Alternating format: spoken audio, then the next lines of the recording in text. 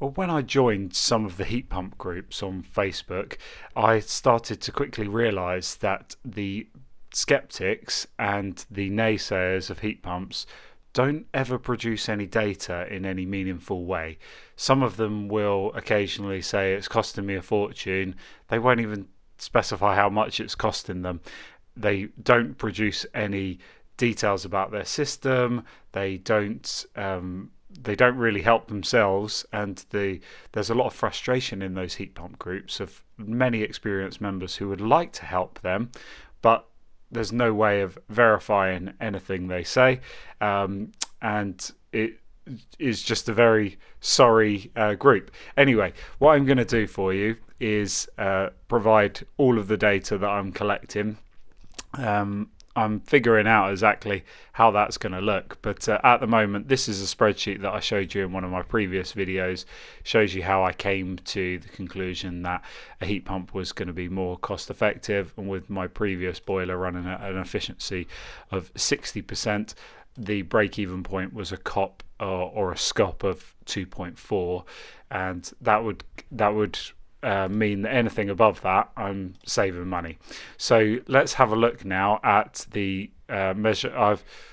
Oh, hang on, that's the wrong sheet. This is my previous bills, so it shows me how much gas and electricity I've used since I've lived in this house anyway, which will give me an opportunity to then go and compare as we go forward with the heat pump. Right, let me scroll down to the details. Let's knock out December. So if I can just get this perfect there. That's good enough for the screenshot.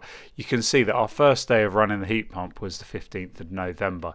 What I've put in here is how many kilowatt hours of heat, how many kilowatt hours of electricity we are using to generate heat, and how many kilowatt hours of electricity we're using to we're consuming to produce the hot water. And this is the total consumption of the heat pump. This is how many kilowatt hours of heat are being produced, not the total production. That's what's actually the yield.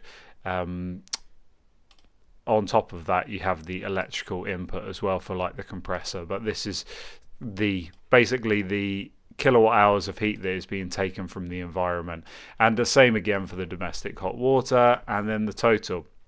And that brings us to our running COP, and here we have it for heat, domestic hot water, a total COP, and then our cost, which is times by our current rate of 28.5 pence per kilowatt hour.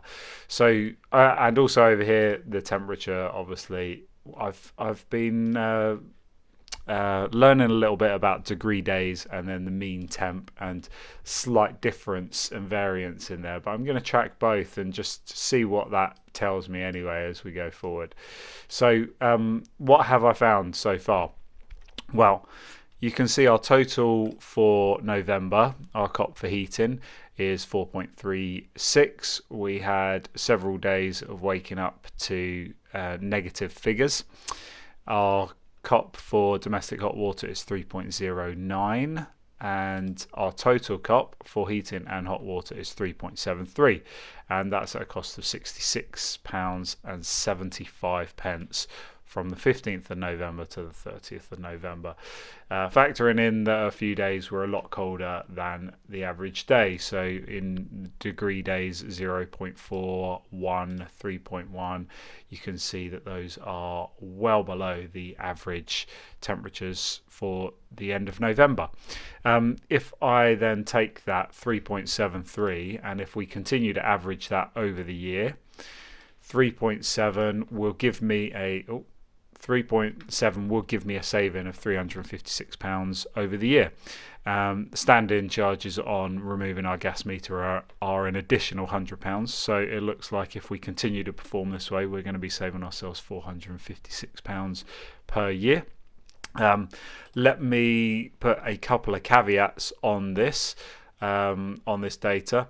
A big one is that I have been struggling to really dial in our domestic hot water generation, how we can best how we can best produce the hot water with the best COP.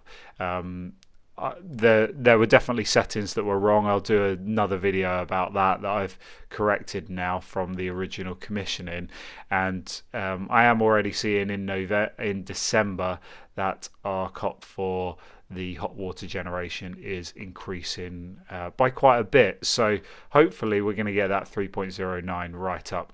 The heating at 4.36, I think, considering I've been tweaking it quite a lot and been improving it as we go. I was quite happy, for example, that on a day where the mean temperature was 1.2, we still averaged a COP of 3.55 on the heating, and we haven't been cold. It's been warm, it's been comfortable, and on some warmer days, what was our best day here? 5.25, 5.49, obviously when it was a lot warmer outside, 11.8, 11.1, but also you can see again our hot water generation is still not much greater than some days that are a lot cooler. So there's some optimization that we're going to make as we go along, and I've definitely improved the optimization of the heating side of the running of the heat pump as well. So it it was actually a much steeper learning curve before the heat pump was installed, but I'm still learning things as we go. Here is just a basic graph that I'll share on a monthly basis. Blue line is our COP figure, red line is, did I go for degree days or mean temperature? Degree days, okay.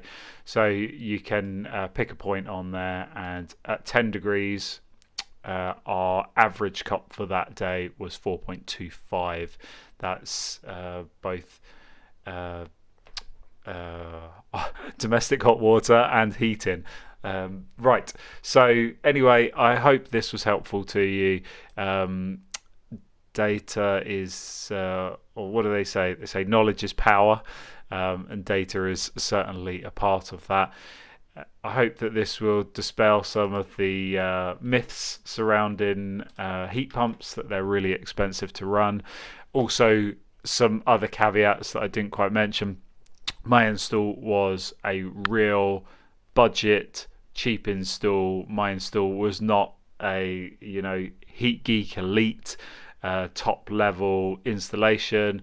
Mine's a very basic installation. It's got a buffer tank. I always knew from the get-go that a buffer tank would reduce the efficiency, but because the installation was so much cheaper by having the buffer tank, I decided to go ahead with it. And actually, for me to claw back the difference between the initial investment and the improvement in efficiency by removing the buffer tank, it doesn't look like it would actually be worthwhile. It would take me almost 10 years to recoup the difference in the initial investment, if that makes any sense. Basically, it was cheaper to install the system with a buffer tank, but the efficiency will be lower, so the running costs will be slightly higher.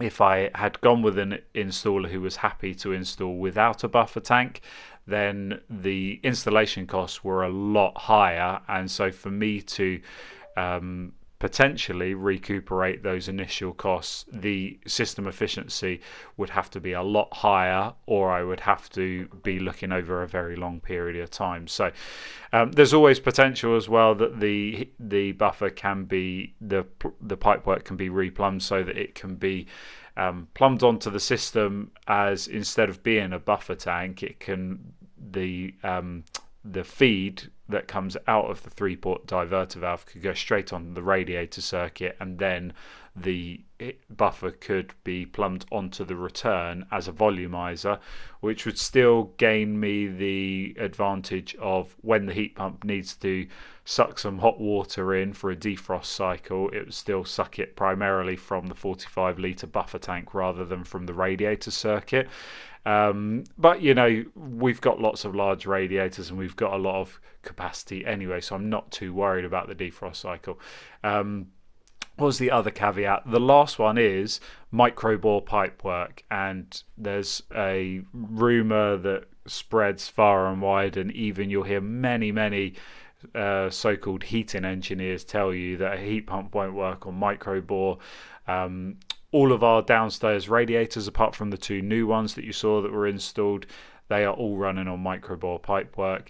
And if anything, the cooler part of our house, if I'm running it completely open, is upstairs, and all of the radiators upstairs are on 15mm copper pipe.